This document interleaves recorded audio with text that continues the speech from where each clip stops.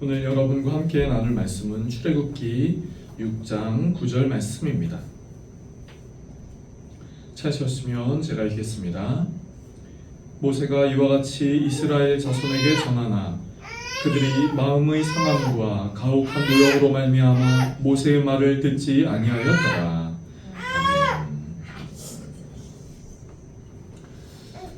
지구의 문제는 생각보다 작은 것에 있다라는 말이 있습니다. 지구의 문제는 생각보다 작은 것에 있다라는 말이 있습니다. 지구에 많은 문제들이 있다고 이야기를 하지요. 그런데 사실 그 지구의 문제를 찾아가 보면 사실 작은 것으로부터 시작한다라는 말입니다. 오늘날 우리에게 일어나는 많은 문제가 작은 것에서 시작된다는 것이지요. 그런데 여러분, 방금 전에 여러분에게 말씀드린 이 말, 지구의 문제는 생각보다 작은 것에 있다라는 것을 저는 이렇게 조금 바꾸어서 나누고 싶습니다. 그것은 사람이 마주하는 대부분의 문제는 생각보다 사소한 것에 있다 하는 것입니다. 사람이 마주하는 대부분의 문제는 생각보다 사소한 것에 있다 하는 것이지요. 사람이 마주하는 많은 문제를 그것을 역추적하다 보면 사실 그것은 사소한 것으로부터 시작한다라고 하는 말이지요. 그런데 그 사소한 것 중에 하나가 바로 관계입니다. 여러분, 관계란 말은 결코 크게 느껴지지 않습니다. 인간은 사회적 존재라고 하지요. 그래서 항상 누군가와 관계하는 존재입니다. 그런데 관계를 하면서 동시에 그 관계에 문제가 생깁니다. 말 한마디에 상처를 받기도 하고 그 사람이 했던 그 행동에 내 마음이 아프기도 합니다. 작은 것이지만 그 과거에 있었던 말 한마디, 행동 하나의 상처가 그것들에서 오해를 풀지 않으면 시간이 흘러 그것이 크게 느껴지게 된다는 것이죠. 그래서 그 사람이 어떤 말을 해도 그 사람의 말 고지곳대로 들리지가 않고 또 상대방의 아무 의미 없는 행동도 그릇된 메시지를 담은 것으로 나에게 오해하여서 다가온다라는 것이지요. 작은 관계의 작은 문제였지만 후에는 그것이 사람과 관계하는 모든 것에 엮여 시작과 끝에 영향을 주어 큰 문제가 된다라는 것입니다. 그래서 사람이 마주하는 대부분의 문제는 생각보다 사소한 것에 있다라는 말을 하게 되는 것이죠. 그런데 이것이 하나님과의 관계에서도 그렇습니다. 여러분, 우리가 하나님 앞에 설 때 우리의 마음이 항상 순전하고 우리의 마음이 항상 옥토와 같으면 얼마나 좋겠습니까? 그런데 우리의 일상생활에 우리의 믿음의 시간 가운데 믿음의 경주 가운데 그렇지 않은 일이 있게 된다라고 하는 것이지요. 우리에게 마음의 상함이 있을 수 있습니다. 마음의 상함이 있게 됩니다. 무엇보다 광야의 때를 살아가면서 여러 가지 광야의 어려움이 우리의 마음에 다가올 때 우리의 마음은 그 마음이 상할 때가 있지요. 우리의 삶에 다가오는 그 문제로 인하여 이 광야의 때를 살아가는 것 자체가 우리의 마음에 아프게, 우리의 마음을 상하게 하는 일들이 있습니다. 그런데 문제는 하나님과의 관계에서 우리의 마음이 상하게 되면 하나님의 말씀이 들리지 않게 된다는 것이죠. 여러분, 이것은 중요합니다. 하나님과의 관계에서 우리의 마음이 상하면 하나님의 말씀이 들리지 않는다는 것이 문제입니다. 은혜의 자리로 나아가야 하는데 그런 은혜의 자리로 나아가고 싶은 마음이, 은혜의 자리로 나아가고 싶은 의지가 사라지게 되는 것이죠. 이런 표현이 어떻게 들리실지 모르겠습니다. 마음이 상하면 하나님 앞에서 반항하고 싶어집니다. 여러분, 그렇다면 어떻게 해야 할까요? 오늘 저는 광야 상한 마음과 착한 마음 사이에서 라는 제목으로 오늘 말씀을 함께 나누고자 합니다. 오늘 본문 출애굽기 6장 9절 말씀을 다시 한번 보실까요? 출애굽기 6장 9절 말씀을 제가 다시 한번 읽어보겠습니다. 모세가 이와 같이 이스라엘 자손에게 전하나 그들이 마음의 상함과 가혹한 노역으로 말미암아 모세의 말을 듣지 아니하였더라.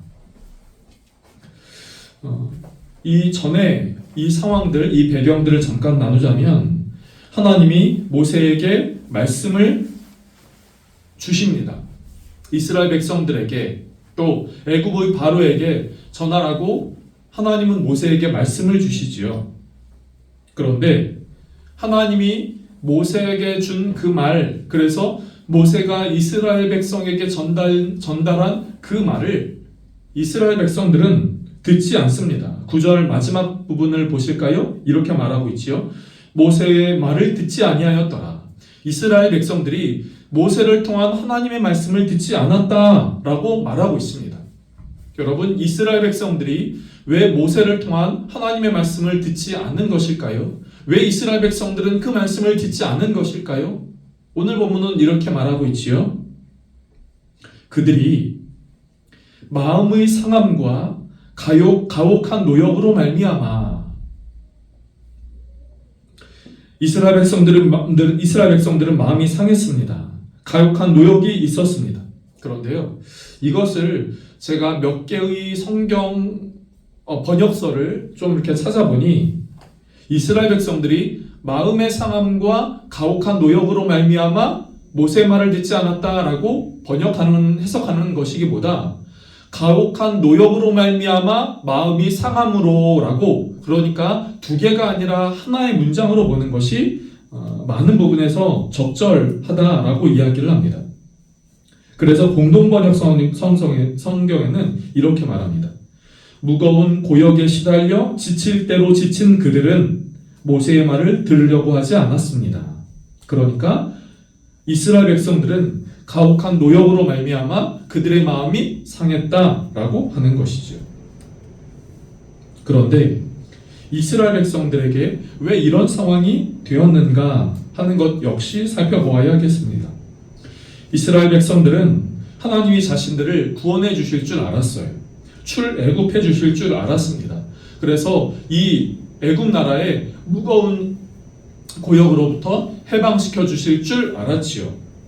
그래서 모세가 어느 날 갑자기 모세가 자신들에게 찾아와 하나님께서 너희 이스라엘 백성들을 출애굽시켜 주시겠다라고 말씀을 하셨을 때 출애굽기 4장 31절에 보니 이스라엘 백성들이 하나님이 자신들을 돌보심으로 말미암아 하나님께 경배하였더라 이렇게 표현을 하고 있거든요. 그러니까 이스라엘 백성들은 하나님이 자신들을 출애굽시켜 주시고 이 무거운 종살이로부터 해방시켜 주실 것이라고 생각을 했던 것이지요. 그러나 모세가 이와 같은 하나님의 말씀을 바로에게 전했을 때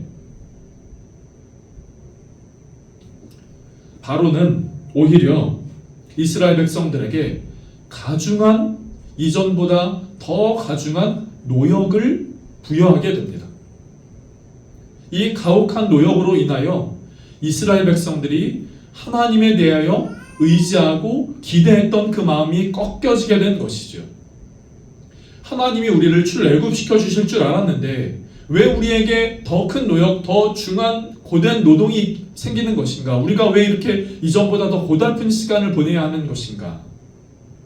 이런 것들로 인하여 이스라엘 백성들이 오늘 본문에 이스라엘 백성들이 마음이 상했다라고 말하는 것입니다.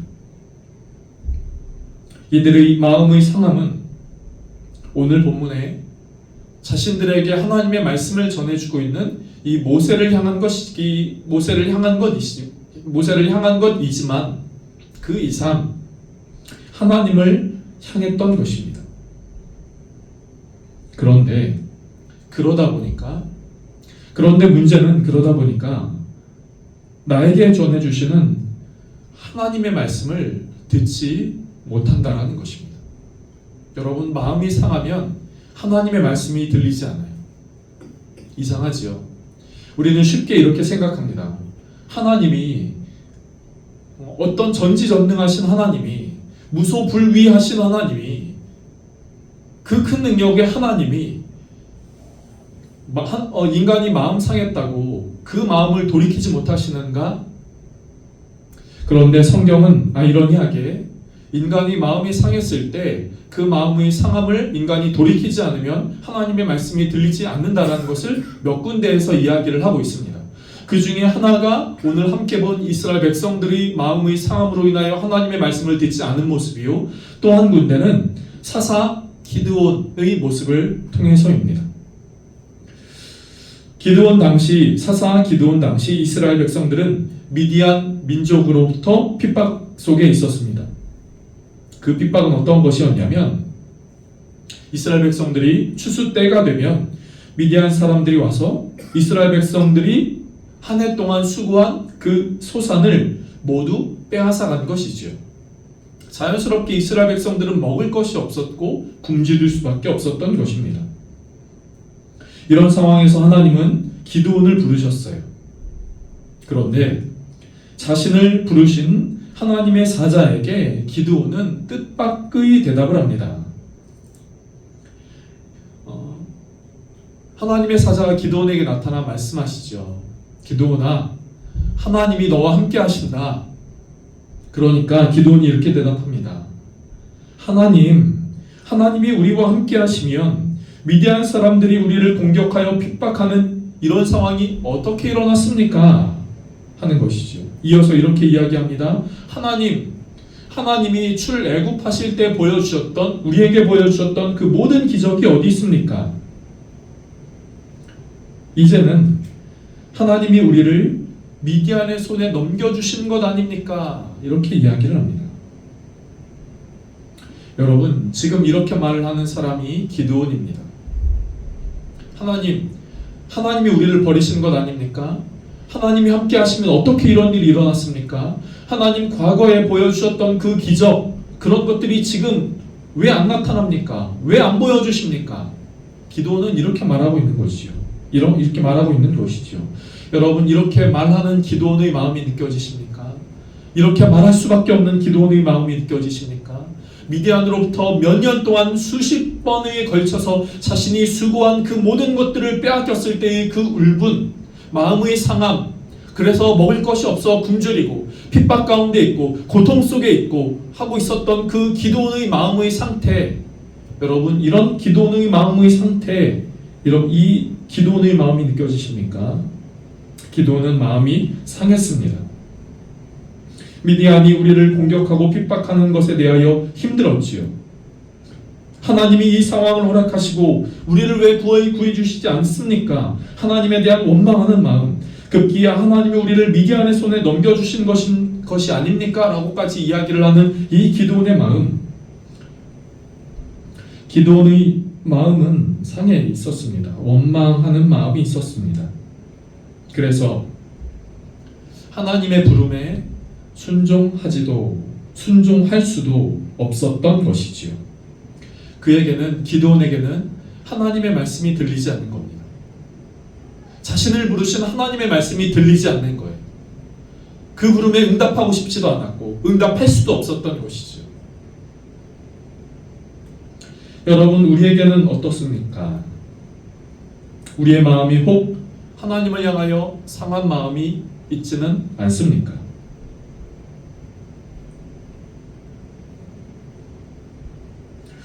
제가 지난주에 한 찬양 사역자의 간증, 자신의 이야기 나누는 것을 좀 들었는데요.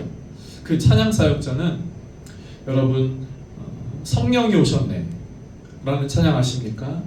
무한 시절 지날 때, 그리고 후렴이 성령이 오셨네, 성령이 오셨네, 이 찬양을 작곡한 김도연 찬양 사역자가 있습니다.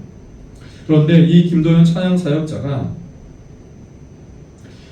사역을 하면서 찬양 앨범을 냈지요. 그런데 앨범이 잘 안 된 겁니다. 그리고 저도 몰랐는데 대중가요의 그 시장에 이렇게 활동을 했었더라고요. 저도 이번에 한 사실인데, 그런데 거기서도 안 됐던 겁니다. 김도연 이 찬양 사역자의 마음이 되게 마음이 상했지요. 많이 기대했는데 기대만큼 되지 않으니까 왜 이럴까? 왜 나에게 이렇게 이런 일이 왜 나에게 이렇게 안 될까? 그래서 자신의 주변의 모든 관계들로부터 점점 자기가 멀어지고 홀로 있게 되었다는 거죠. 그 당시 대중가요의 유명한 사람들이랑 접촉하고 많이 알아둘 수 있는 그 많은 타이밍이 있었음에도 자신이 앨범이 잘 되건 잘 되지 않건 그것과는 상관없이 이상하게 자기 주변에 그때 누군가의 소개를 통하여 우리가 이름만 대면 알만한 그 대중 가수들을 많이 접하고 친해질 수 있는 많은 기회가 있었음에도 그 당시 김도연 씨는 그런 것들로부터 자신을 좀 밀어냈다고 해요. 그리고 그렇다고 이 교회 안에서의 사역을 착한 마음으로 순전한 마음으로 열심히 한 것도 아니었답니다.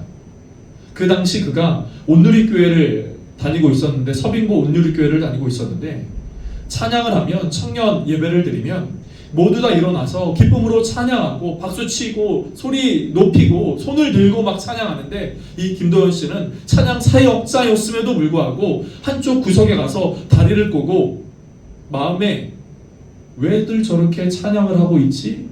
뭐가 저렇게 좋다고 난리야? 하는 마음이 있었다는 것이죠. 본인 스스로 이렇게 이야기를 해요. 그때 그 당시에 내 마음은 꼬여 있었습니다. 사람이란 이럴 수 있다는 것이죠. 평범한 성도님들도 사역자들도 마음의 상함이 있을 수 있다는 것입니다. 하나님, 왜 나에게 이런 고난을 허락하셨습니까? 하나님, 왜 나에게 건강을 잃게 하셨습니까? 하나님, 이런 상황 속에서 도대체 저는 어떻게 해야 합니까? 상황이 막히고 어떻게 해야 할지 모르겠어서 결국 하나님을 향한 원망이 되는 경우, 상한 마음이 되는 경우, 그런 경우가 우리에게 있지 않습니까? 그런데 여러분, 우리에게 그런 상황이 있다면 그때 우리는 어떻게 해야 할까요? 여러분, 그때 우리는 어떻게 해야 할까요? 여러분, 쉽지는 않지만, 어렵지만 저는 이렇게 말씀을 드리고 싶습니다. 쉽지는 않지만 이렇게 기도하자고 말씀을 드리고 싶습니다. 저와 여러분이 이렇게 하자고 말씀을 드리고 싶습니다. 사랑하는 성도 여러분, 상한 마음이 우리에게 있다면 그 상한 마음에서 착하고 순전한 마음이 되도록 기도하자 하는 것입니다. 상한 마음에서 착하고 순전한 마음이 되도록 기도하자는 것입니다. 우리의 마음이 착하고 순전한 마음이 되어야 합니다. 여러분, 상한 마음은 하나님의 말씀이 들리지 않습니다. 하나님의 말씀이 들리지 않으니 계속 그 상황에 머무르게 됩니다. 계속 그 상황에 머무르고 누군가를 원망하고 그 상한 마음의 상태가 계속됩니다. 그런데 우리가 착하고 순전한 마음이 되고자 기도하며 그렇게 나아갈 때 착하고 순전한 마음은 하나님의 말씀이 들린다라는 것이지요. 하나님의 말씀이 들리니 그 상황을 이겨낼 수 있는 것입니다. 그 상황을 돌파할 수 있는 것이지요. 그 상황을 이겨낼 수 있는 힘이 생기고 결국 문제를 이기고 승리의 삶을 살 수 있다라는 것이죠. 여러분, 오늘은 출애굽기 6장 9절의 말씀을 나누었는데요. 지난번 출애굽기 6장 2절부터 8절까지의 말씀을 다시 한번 좀 생각을 해보면, 출애굽기 6장 2절부터 8절까지는 하나님이 당신의 새로운 이름을 이스라엘 백성들에게 계시하시고 알려주시죠. 그 이름은 여호와라고 했습니다. 약속을 기억하시고 약속을 신실하게 지키시며 또 그 여호와란 이름이 그 이전에 있었던 그 스스로 있는 자라고 하는 그 이름과 같은 의미로서 스스로 있는 자라고 하는 것은 누가 나를 창조한 그런 이름이 아니라, 그러니까 내가 피조된 누군가 나를 창조한 그런 존재가 아니라 나는 창세, 이 세상의 처음부터 있었고 이 세상이 지금도 있으며 이 세상이 끝날까지 있게 되는 그 이름이다 라고 하는 것이었죠. 이 이름의 의미는 내가 과거에 했던 약속을 잊지도 않고 그것을 건너뛰지도 않고 기억하고 신실하게 지키는 하나님이다 하는 그 의미가 있다고 했습니다. 그리고 그 여호와란 이름은 그 이전에 출애굽기 말씀 이전에 창세기에도 문자적으로 여호와란 이름이 등장하지만 여기 출애굽기에서 나오는 그 여호와란 이름의 진정한 의미와는 조금 다른 그 여호와란 이름을 드리는 사람의 마음을 위하여 그 여호와란 이름이 사용되었다라는 것이죠. 그러니까 정리해서 이야기를 한다면 여호와란 이름은 출애굽기 6장에서 하나님은 처음으로 그 진정한 의미를 이스라엘 백성들에게 계시해주고 보여주고 있다는 겁니다. 그런데 문제는 그 여호와란 이름을 이스라엘 백성들이 듣지 않는다라는 것이죠. 왜요? 이스라엘 백성들이 마음이 상했기 때문에요. 마음이 상하면 하나님의 능력, 하나님의 일하심, 하나님의 말씀, 그 모든 것들이 나에게 들리지 않게 된다라는 것이죠. 여러분, 저와 여러분이 혹 마음이 상함 가운데 있으십니까? 어떤 이유에서든 하나님을 향하여 하나님과의 관계 속에서 우리의 마음이 상한 마음이 되어 있습니까? 김도현 찬양사역자의 말을 좀 빌려서 말해볼까요? 하나님을 향하여 우리의 마음이 혹 꼬여 있습니까? 여러분, 그 상한 마음, 꼬여있는 마음이라면 하나님이 하나님의 이름을 계시하여 주시는 그 위대하고 놀라운 현장 속에서도 이스라엘 백성들은 그 말씀을 듣지 않게 되는 것과 같이 우리도 상한 마음이라면 그 말씀을 듣지 못하게 된다는 것이죠. 하나님의 말씀을 듣지 못하면 어떻게 된다고요? 계속 그 자리를 맴돌 수밖에 없습니다. 누군가를 향해 원망할 수밖에 없습니다. 그리고 그 상황에서 계속 뺑뺑이 도는 것처럼 맴돌 수밖에 없는 것이지요. 그러나 그렇기에 하나님의 말씀이 그 사람에게 들려야 합니다. 하나님의 말씀이 그 사람의 마음이 상한 마음이 착하고 순전한 마음으로 바뀌어야 합니다. 그때 하나님의 말씀이 들리게 됩니다. 그때 그 상황의 문제의 어려움으로부터 이겨나갈 수 있고 승리의 삶을 살 수가 있는 것이죠. 마태복음 13장에는 예수님이 말씀하신 마음밭에 대하여 예수님은 비유로 말씀하고 계시지요. 예수님이 비유로 말씀하신 마음밭은 총 4가지입니다. 길가, 돌밭, 가시떨기, 그리고 좋은 밭입니다. 여러분, 길가, 돌밭, 가시떨기 이 3가지의 밭은 결국엔 열매를 맺지 못하게 됩니다. 여러분, 이 3가지의 밭은 하나님의 말씀이 떨어졌음에도 열매를 맺지 못하게 돼요.